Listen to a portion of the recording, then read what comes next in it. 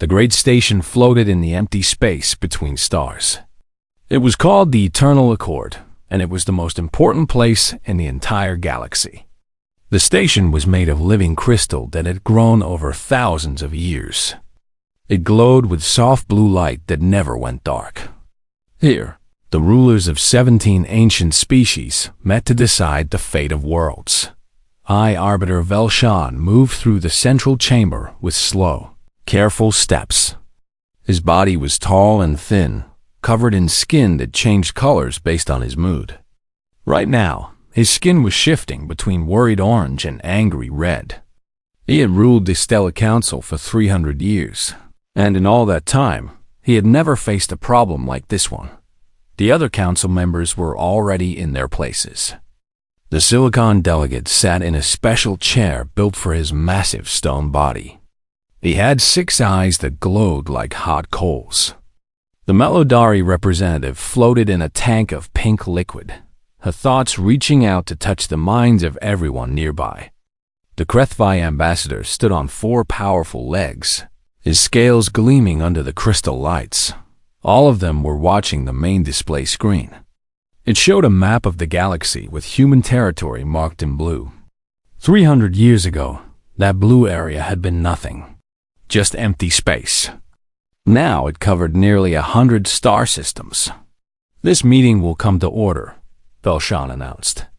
His voice echoed through the chamber. "We are here to discuss the human problem." The HFY ambassador let out a low growl. "Problem? They are more than a problem.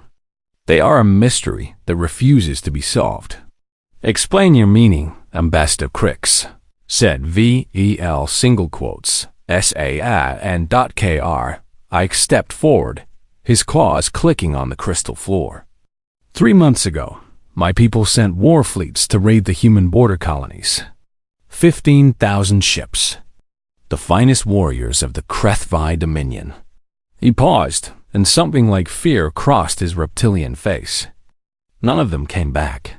Silence fell over the chamber. "We received no distress calls," Crix continued. "No battle recordings. No messages of any kind. Our ships simply disappeared. When we sent scouts to investigate, they found nothing. No wreckage. No bodies. No sign that our fleets had ever existed." The Silicon delegate leaned forward with a grinding sound of stone on stone.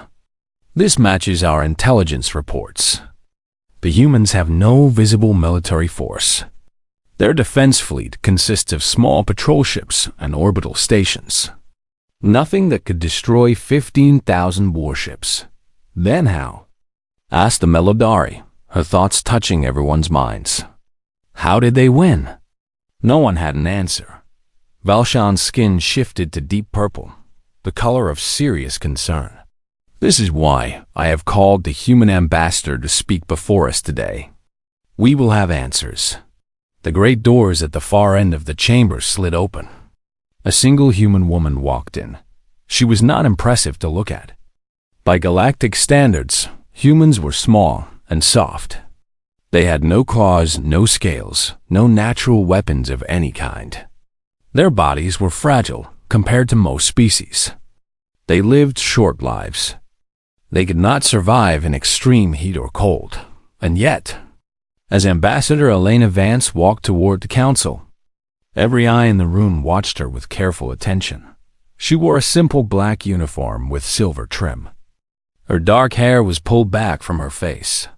Her expression was calm and friendly, like someone arriving at a party rather than a trial. She stopped in the center of the chamber and bowed slightly to the council.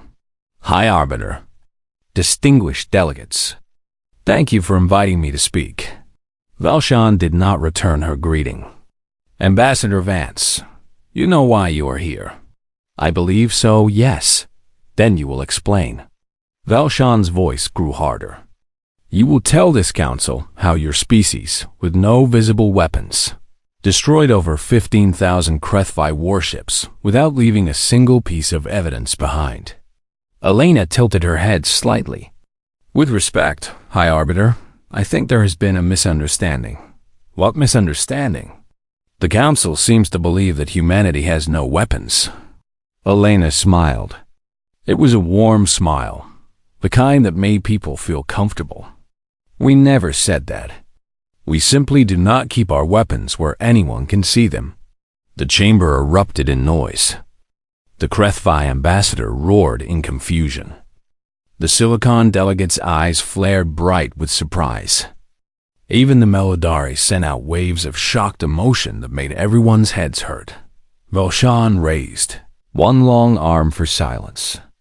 Explain yourself, Ambassador. Elena clasped her hands behind her back. Every species in this room follows the same military philosophy. You build big ships. You create powerful weapons. You make sure everyone can see how strong you are. The idea is simple. If your enemies know they cannot beat you, they will not attack. This is the foundation of galactic peace, said the Silicon delegate. Visible strength prevents war. For you, perhaps, Elena agreed. But humanity developed differently. On our home world, the most dangerous animals were not always the biggest or the loudest. The creatures that survived best were the ones that hid, the ones that waited, the ones that struck from the shadows and vanished before their prey knew what had happened. She paused and looked around the chamber. We brought that philosophy with us to the stars. Velshan felt a chill run through his ancient body. He had lived for over 1,000 years. He had seen wars and disasters and the rise and fall of empires. But something in the human's calm voice made him feel like a small creature being watched by something much larger. You will show us these hidden weapons, he said. Under Section 447 of the Galactic Accord, any species that refuses to reveal military secrets may be declared a threat to peace. You will demonstrate your capabilities to this council. This is not a request, Ambassador. It is a command. Elena was quiet for a moment. She touched a small device in her ear and spoke a few words in her native language. Then she turned back to face the council. Very well, she said. But I must warn you, High Arbiter. Humanity's weapons are not a single thing. They are not a ship or a bomb or a fleet. They are a way of thinking. A philosophy that we have spent centuries developing. She walked toward the great observation windows that looked out into space. The crystal walls showed the stars burning in the endless darkness. Once you understand what we have built, Elena continued, you will not be able to forget it. You will not be able to unlearn it. Are you certain you want this knowledge? Velshan's skin had gone completely pale, but he was the High Arbiter of the Stellar Council. He could not show weakness. We are certain, he said. Elena nodded slowly. Then perhaps we should start with something simple. She pointed at the space outside the windows. Let us talk about the defense grid that protects this station. The 2,400 weapons platforms that you believe are keeping everyone safe right now. She turned to look at the council, with eyes that suddenly seemed much colder. Would you like to know how many of them we have already taken control of?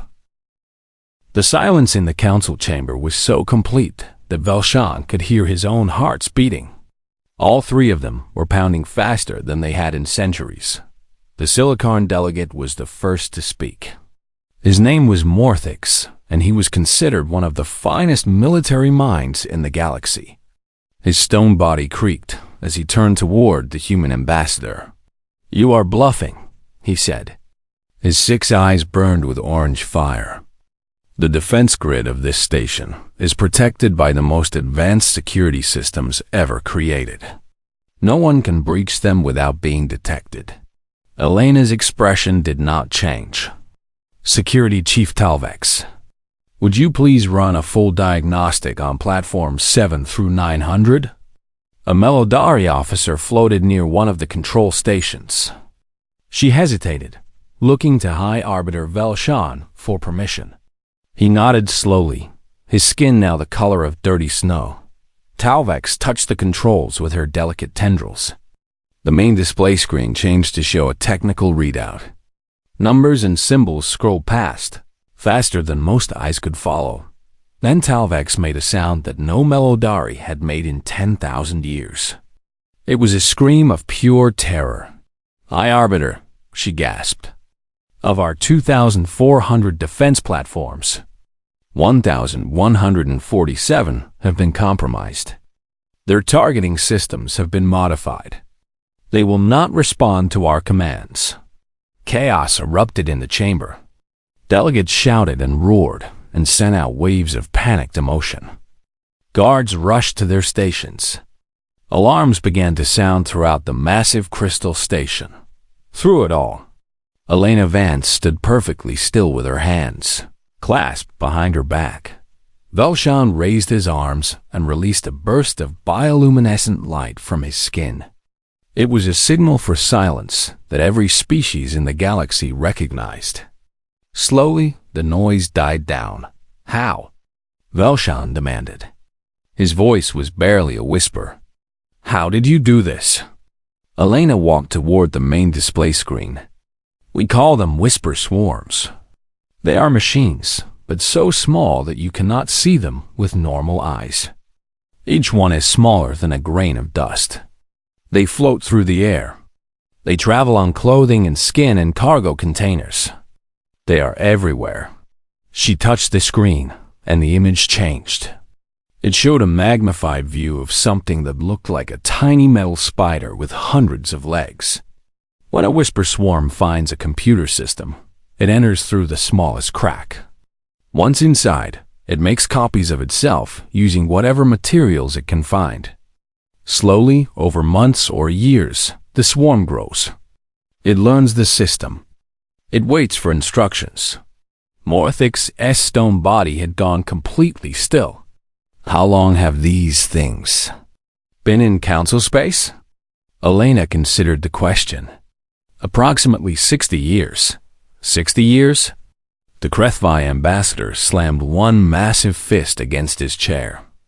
"You have had weapons inside our territory for 60 years and said nothing?" "They are not weapons," Elena said calmly. "Not unless we need them to be. Until activated, they are simply insurance. They do nothing. They harm no one. They just wait." High Arbiter Velshan felt something he had not experienced in a very long time. Fear. Real, true fear that went all the way to his bones. "Is that how you destroyed the Krethvi fleets?" he asked. "These whisper swarms?" "Partly," Elena admitted. "The swarms disabled their shields and weapons. But that was only the beginning." She looked around the chamber at the gathered representatives of the galaxy's mightiest civilizations. "Shall I continue? There is much more to show you." No one spoke. No one moved. They simply stared at the small human woman who had just proven that she could destroy them all without firing a single visible shot. Elena took their silence as agreement. "The whisper swarms are our first line of defense," she said, "but they are far from our only tool. Let me tell you about the sleeper networks." She touched her ear device again. Somewhere in the station, a door opened. A group of beings walked into the chamber. There were 12 of them, all different species. A Melodari merchant, a Silicarn engineer, a Krethvi scientist, and 9 others, representing 9 other council races. "These individuals have lived in your societies for decades," Elena explained. "They work normal jobs. They have families and friends. They pay their taxes and follow your laws. To everyone who knows them, they are ordinary citizens." She paused. "They are also trained human operatives." The Melodari in the group stepped forward. She looked exactly like every other member of her species. But when she spoke, her voice was wrong. Too controlled. Too precise. "My name is Agent Coral," she said. "I was born on the human colony world of New Melbourne. 23 years ago, I was surgically modified to appear Melodari. I have lived on your home world ever since. I run a small business selling art supplies. She smiled, and it was a human smile on an alien face. If I receive the right signal, I can shut down the primary power grid of your 3 largest cities within 6 hours. Similar agents exist in every major population center across Council space. Thousands of them, all waiting. The real Melodari delegate let out a cry of anguish. Her empathic abilities were telling her that everything the agent said was true. Velshan's legs felt weak. He lowered himself into his chair, unable to stand any longer. "Why?" he asked. "Why would you do this? We have never threatened you. We welcomed you to the galactic community." Elena's expression softened slightly. For just a moment, she looked almost sad. "Because you could threaten us," she said simply. "Because your fleets are large enough to burn our worlds to ash. Because the Krethvi raid our colonies for slaves. Because the Silicon once mentioned in a private meeting that human space would be easy to conquer." Morthic's S flickered with surprise. That meeting had happened 40 years ago. It had been attended by only 3 people. All of them had sworn secrecy. "You were never supposed to hear about that," he said slowly. "We hear everything," Elena replied. "We see everything. We plan for everything. That is how humanity survives." She walked back to the center of the chamber. The false Melodari and the other agents quietly left through the door they had entered. "I have shown you 2 of our shadow weapons," Elena said. "The Whisper Swarms and the Sleeper Networks. But there are more.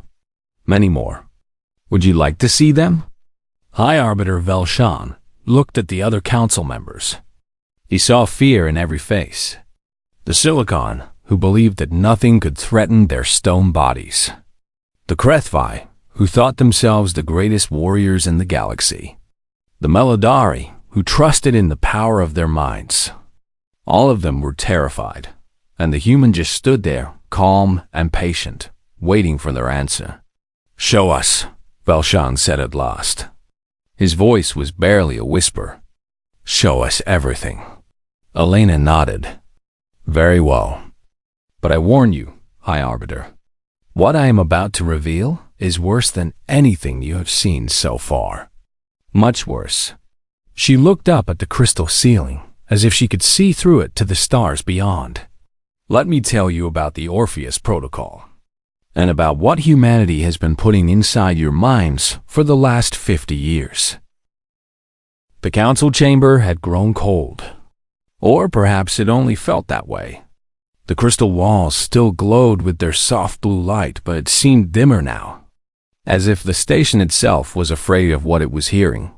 Elena Vance stood in the center of the room, surrounded by the most powerful beings in the galaxy. They watched her like prey animals watching a predator. She was smaller than all of them, weaker than all of them, and yet she had become the most dangerous thing in the room. "The Orpheus Protocol," she began, "is perhaps our most subtle weapon. It does not destroy ships. It does not disable power grids. It works on something much more valuable." She paused. "It works on minds." The Melodari delegate moved backward in her tank, her tendrils waving with distress. "You cannot mean you have not developed mental weapons. Such things are forbidden by every law in the galaxy." "We have not developed mind control," Elena said. "That would be crude, obvious, easy to detect and fight against. The Orpheus Protocol is something much more elegant." She touched the main display screen. Images appeared showing human entertainment, movies, music, games, art, all the cultural products that humanity had been sharing with the galaxy for decades.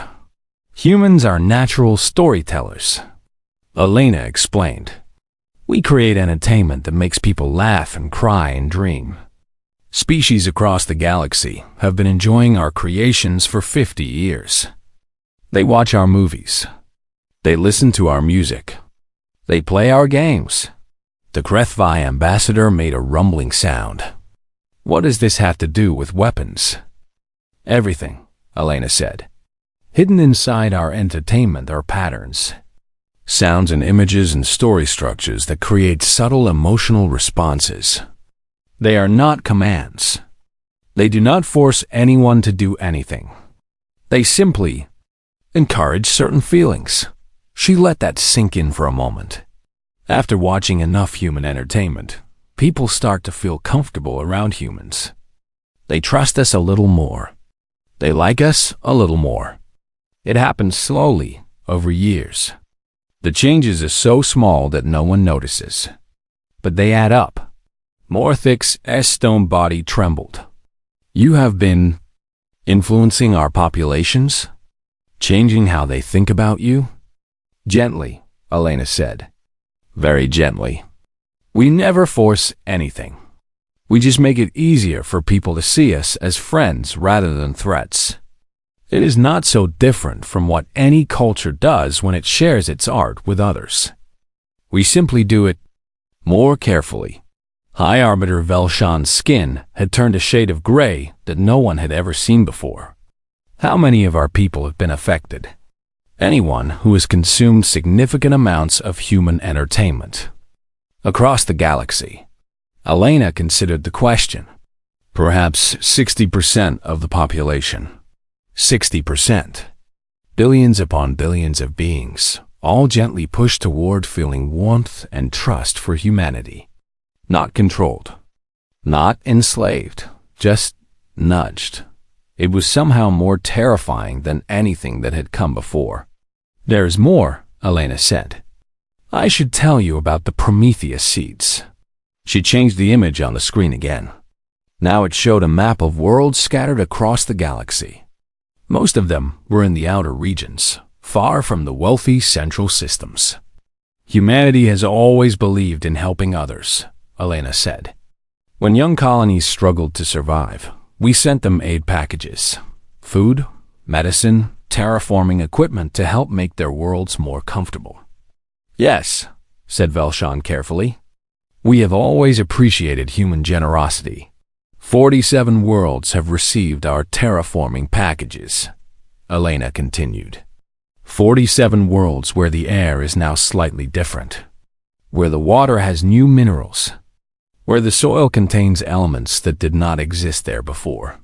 Her voice remained calm and pleasant, like she was discussing the weather. These changes make the planets slightly more suitable for human life, and slightly less suitable for their current inhabitants. Not enough to cause harm. Not yet. But if the packages are activated, the process will accelerate. Within 1 year, those planets will be perfect for humans and deadly poisonous to everyone else. The delegate from the Vrix Collective let out a high-pitched screech. 3 of the 47 worlds belonged to his people. You gave us poison disguised as help? He demanded. We gave you help that could become poison, Elena corrected. There's a difference. Those packages have improved your worlds for 20 years. They have fed millions of your people.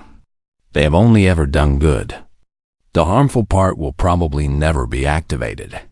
It is simply there, in case we need it. Velshan covered his face with his hands. Is there anything else? Any other horrors you wish to share with us? Elena was quiet for a long moment. When she spoke again, her voice was softer than before. One more thing. The most important one. We call it the Lazarus contingency. She dimmed the lights in the chamber. The display screen showed a star map with thousands of tiny red dots scattered across the galaxy. They were everywhere. In every sector. In every region. Hidden in asteroids, moons, and empty space stations that everyone thought were abandoned. Humanity fears extinction, Elena said. Our history is filled with moments when we nearly destroyed ourselves. We built weapons that could have ended our species long before we reached the stars. We learned to live with the possibility of total annihilation hanging over our heads every single day. She turned to face the council. So we made certain it could never happen. She pointed at the red dots on the screen. These are hidden facilities. Each one contains genetic material from millions of humans, frozen embryos, DNA samples, complete records of our history, our culture, our technology. Each facility also contains automated systems that can create new humans without any help from existing ones. The meaning of her words slowly became clear. The council members stared at the screen with growing understanding. Even if you destroyed Earth, Elena said. Even if you burned every human colony to ash. Even if you hunted down and killed every last human being in the galaxy. We would return. The facilities would activate. New humans would be born. They would grow up knowing exactly what happened to their ancestors. They would inherit all our technology, all our shadow weapons, and they would have very, very long memories. She smiled, but there was no warmth in it. War with humanity is a bad idea, she said simply. Winning a war with humanity is worse. Because you can kill us, but you cannot kill us forever. And when we come back, we will remember everything. The chamber was absolutely silent. No one moved. No one spoke. The 17 most powerful species in the galaxy sat frozen in their seats, understanding for the first time exactly what kind of enemy they had allowed to grow in their midst. Elena clasped her hands behind her back. You asked to see our shadow weapons, she said. Now you have seen them. Whisper swarms in your computers, sleeper agents in your cities, subtle influence in your minds, poison seeds in your soil. And the promise that no matter what you do to us, we will always come back. She looked around the room at faces filled with fear and horror and despair. Now, do you understand why we keep these weapons hidden? Why we smile and trade and make friends while preparing for the worst? We do not want to use any of these things. We pray we will never have to. But we learned long ago that hoping for the best is not enough. She straightened her uniform and prepared to leave. The question now, High Arbiter, is simple. What does the Council intend to do with this information? High Arbiter Velshan sat in his chair for a long time after Elena finished speaking. The other Council members waited in silence, watching their ancient leader struggle with thoughts too large and terrible to process. Finally, Velshan raised his head. His skin had settled into a dull gray color, like old ash. His eyes, which had seen 1,000 years of history, looked tired in a way they never had before. This is not warfare, he said slowly. This is not strategy. This is horror. Pure, calculated horror. Elena did not argue with him. She simply stood and waited. For 40,000 years, Velshan continued, the Stellar Council has maintained peace through openness, through mutual understanding, through showing our strength so that no one would be foolish enough to challenge it. This system has worked. It has saved trillions of lives. He pointed one long finger at the human ambassador. And you have made all of it meaningless. How can we trust each other when any species might have weapons we cannot see? How can we negotiate when we do not know what silent threats hide in our own homes? Elena nodded slowly. I understand your anger, High Arbiter. I truly do. But may I share something with you? Something that might help you understand why humanity became what it is. Velshan gestured for her to continue. At this point, what more could she say that would make things worse? Elena walked to the observation windows. Beyond the crystal walls, stars burned in the endless darkness. She looked at them for a long moment before speaking. Humanity nearly destroyed itself, she said quietly. Not once. Many times. We developed weapons that could end all life on our planet before we developed the wisdom to avoid using them. For almost 200 years, we lived with the knowledge that everything we had ever built, everything we had ever dreamed, could be erased in a single afternoon. She turned back to face the council. Do you know what that does to a species? Living under that shadow? Knowing that your survival depends on your enemies choosing not to press a button? No one answered. The council members had faced wars and disasters, but nothing like what the human was describing. It changes you, Elena continued. It teaches you that visible strength is not enough. Your enemies can see your weapons. They can count your ships. They can calculate your power and decide whether they can beat you. But if your weapons are hidden, if your true strength is unknown, then they can never be certain. They can never know if attacking you is safe. She clasped her hands in front of her. That uncertainty is our greatest protection.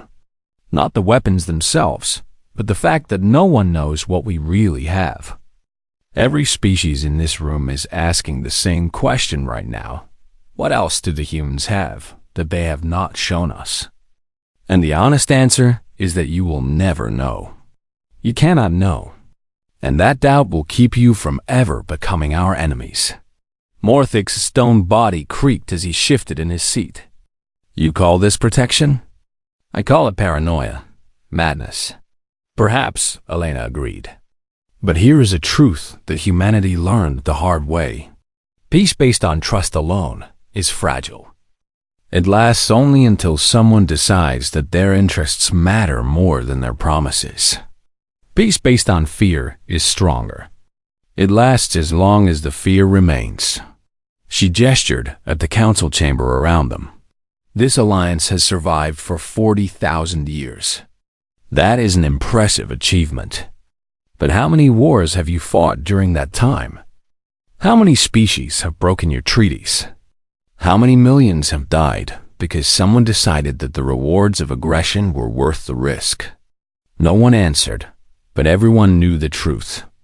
The council's history was written in blood. Wars came and went like seasons.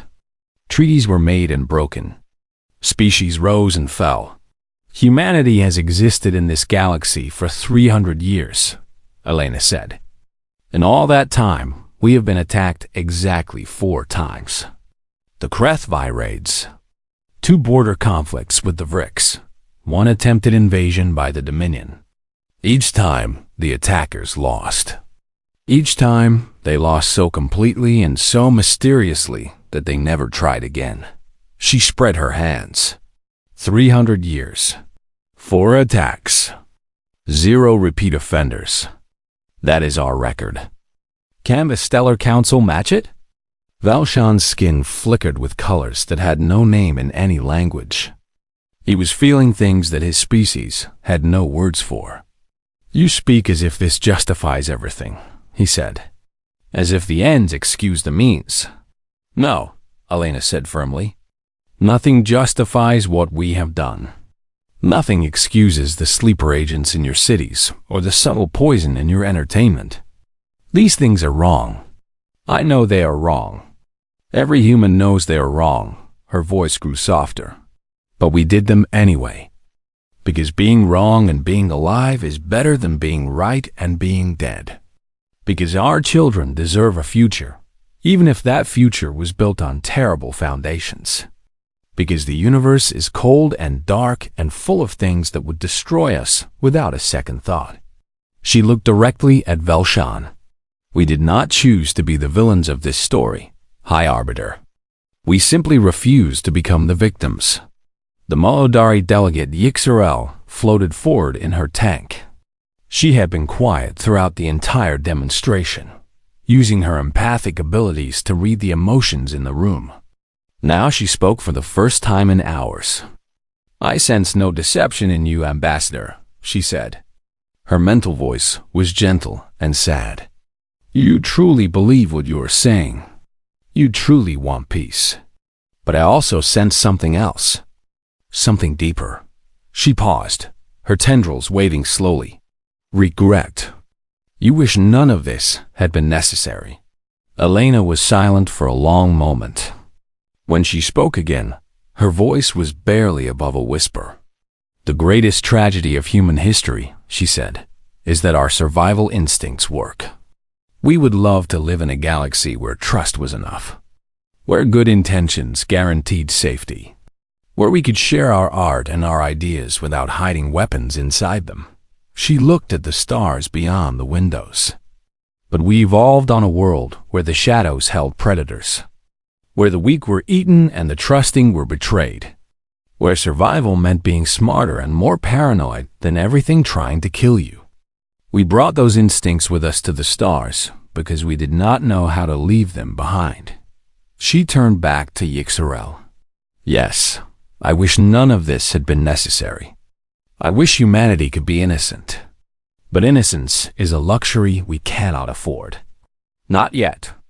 Maybe not ever. Yixarel was quiet for a long moment. Then she bowed her head in acknowledgement. Perhaps, she said slowly, that is the saddest thing I have ever heard. Elena smiled, but it was a sad smile. Perhaps it is. But sadness and survival are not opposites, delegate. Humans learned long ago that you can grieve for what you have lost while still fighting to protect what you have left. She straightened her shoulders and faced the council. One final time. You have seen our shadow weapons. You know what we are capable of. Now you must decide what to do with that knowledge. Will you declare us enemies? Try to destroy us? Or will you accept that humanity, for all our terrible secrets, might be worth keeping as friends? She waited for their answer. The future of 200 billion humans hung in the balance. The council deliberated for 9 days. During that time, Ambassador Elena Vance was kept in comfortable quarters aboard the Eternal Accord. She was treated well, given good food and soft beds and access to entertainment. But she was not allowed to leave. She was not allowed to communicate with Earth. She was, in every way that mattered, a prisoner waiting for her sentence. She spent most of those 9 days looking out the window at the stars. On the morning of the 10th day, guards came to escort her back to the council chamber. They were silicon soldiers, massive beings of living stone that could crush a human with one hand. They walked on either side of her, their heavy footsteps echoing through the crystal corridors. Elena walked calmly between them. She had done everything she could. Whatever happened next was out of her hands. The chamber looked different than it had before. The lights were brighter. The crystal walls seemed to glow with more color. And the council members sat in their places with expressions that Elena could not quite read. High Arbiter Velshan rose from his chair as she entered. His skin was a deep blue color that Elena had never seen before. She did not know what emotion it represented. Ambassador Vance, he said. His translated voice filled the room. Please, approach. Elena walked to the center of the chamber and stopped. She folded her hands in front of her and waited. Velshan studied her for a long moment. Then he spoke. The Stellar Council has spent 9 days discussing humanity. We have debated. We have argued. We have considered options ranging from immediate military action to complete expulsion from the galactic community. He paused. We have also considered what you showed us, what you told us, and what your presence among the stars means for the future of our alliance. Elena kept her face carefully neutral. Inside, her heart was beating so fast she thought it might explode. In the end, Velshan continued, we reached a decision that surprised even ourselves. He gestured to an empty seat at the great curved table where the council members sat. It was placed between the Melodari delegate and the representative of the crystalline minds. It was a position of honor, usually reserved for species that had earned special respect. The Stellar Council offers humanity a permanent seat at this table, Velshan announced. You will have full voting rights, full access to our discussions, full membership in our alliance. Elena blinked. Of all the outcomes she had imagined, this was not one of them. High Arbiter, she said carefully, I do not understand. We revealed secrets that horrified you. We showed you weapons hidden in your own homes. Why would you reward that with membership? Valshan's skin shifted to a color that might have been bitter amusement. We are not rewarding you, Ambassador. We are protecting ourselves.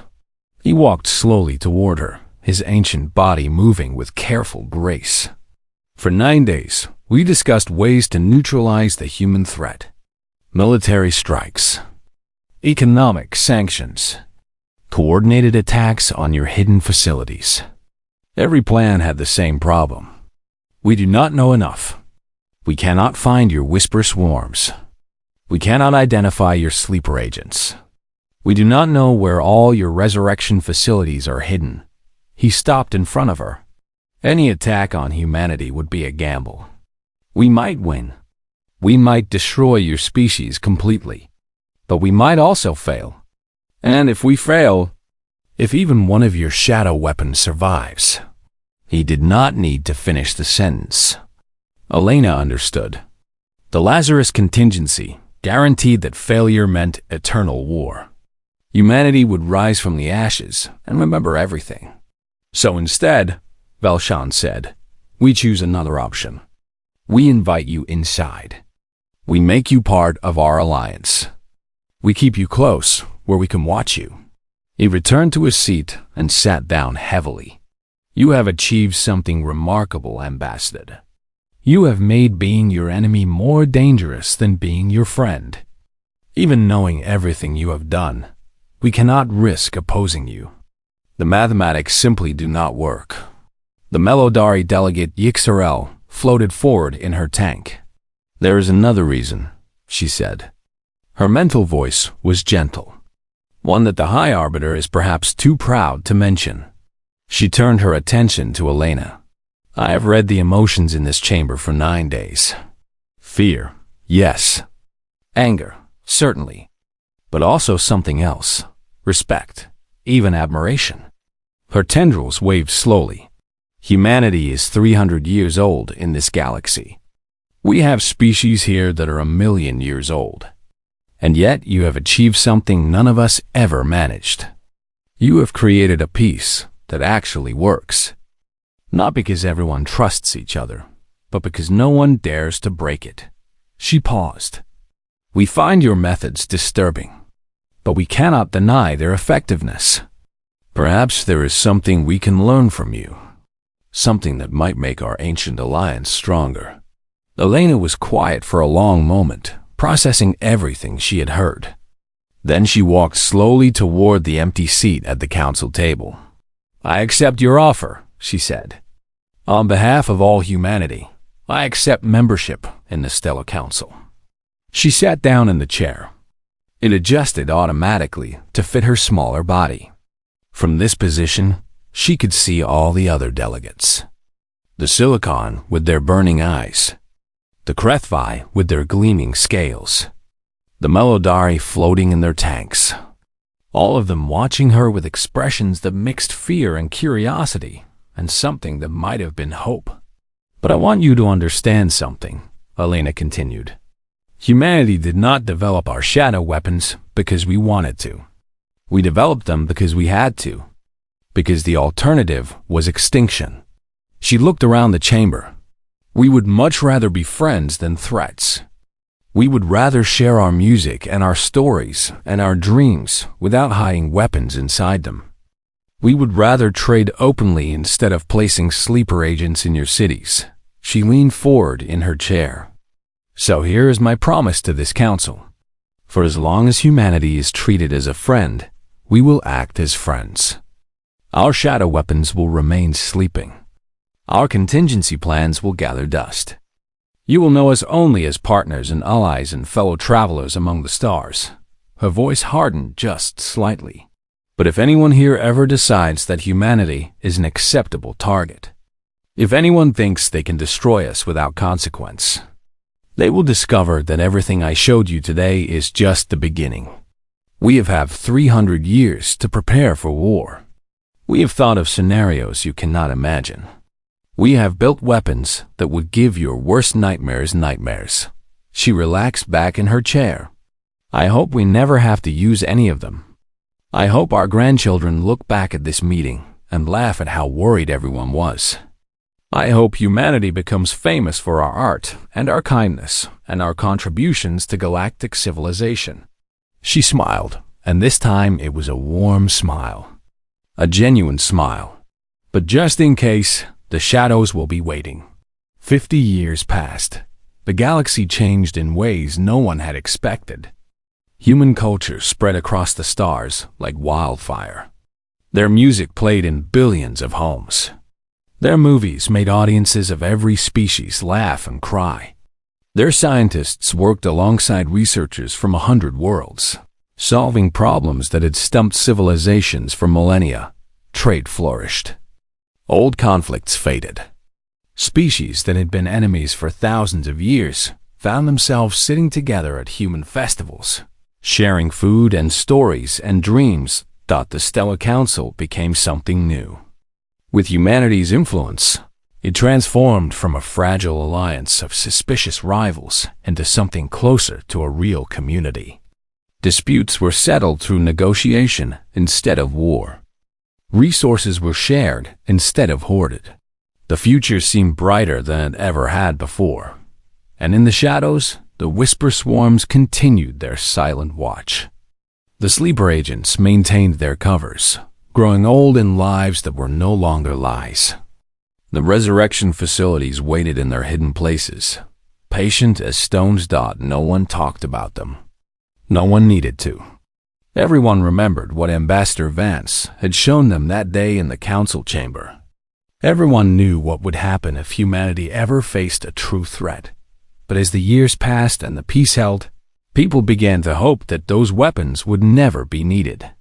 They began to believe that humanity's greatest contribution to the galaxy was not their hidden arsenal, but their ability to bring other species together. They were right, of course. Humanity's shadow weapons were terrible things, built from fear and paranoia and centuries of near extinction. But they were never humanity's true strength. Their true strength was something simpler. Something that could not be hidden in computer systems or buried in genetic code. It was the ability to make friends, to build bridges, to look at creatures that were completely different and see not enemies, but potential partners, to believe that the future could be better than the past. That was humanity's greatest weapon. And unlike the shadows, it grew stronger every time it was used. In the end, Ambassador Vance had been right. The shadow weapons were insurance. They were the price humanity paid for survival in a dangerous universe. But what they actually wanted was something far more precious. They wanted to belong. And against all odds, they finally did.